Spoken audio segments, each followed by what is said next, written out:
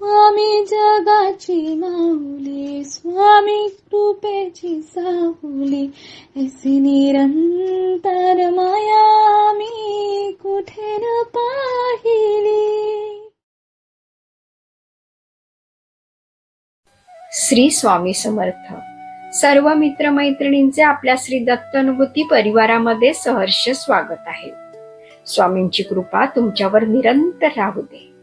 आज आपण स्वामी बुवा श्री गोपाळ बुवा केळकर लिखित बखरीतील बखर क्रमांक 80 ऐकणार आहोत.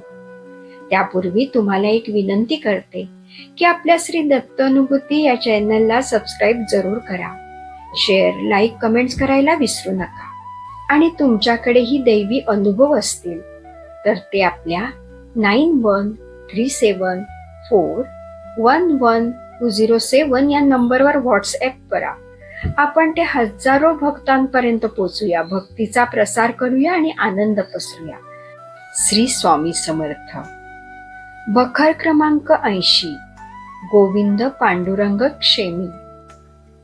गोविंद पांडुरंग क्षेमी नावाचे गृहस्थ सोलापूरला राहत होते. यतिराजांचे दर्शन घेऊन गोविंदराव खाली बसले. इतक्यात सोलापूरचे डॉक्टर आत्माराम तेथे आले. त्यांनीही दर्शन घेतले. तेव्हा महाराज डॉक्टर यांना म्हणाले, क्षेमी यांचा चेहरा पहा, अशी आज्ञा दिली. त्यावेळी गोविंदरावांची प्रकृती इतर मनुष्यांसारखी चांगली होती. डॉक्टरांनी तपासणी करताच काही रोग वगैरे नाही असे सांगितले. पुढे काही दिवसांनी गोविंदरावांना एका महारोगाची भावना आली. महाराजांनी डॉक्टरांना जे सांगितलं त्याचा अनुभव आला.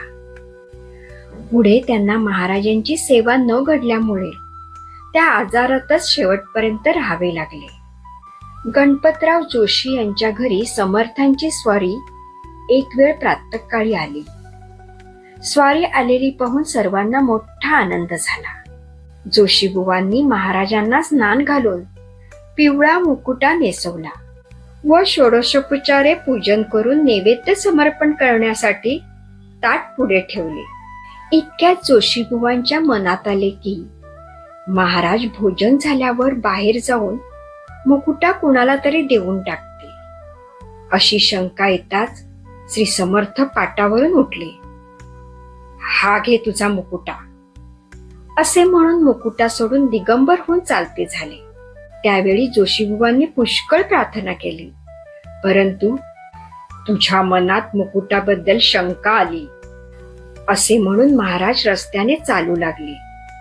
इतक्यात तात्या वैद्य नावाच्या गृहस्थांनी भक्तिपूर्वक प्रार्थना करताच त्यांच्या घरी स्वामींनी भोजन केले. ठीकच आहे, शुद्ध भक्ती असल्यावर दया थोडीच आणावी लागते.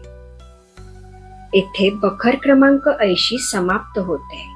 श्री स्वामी समर्थ.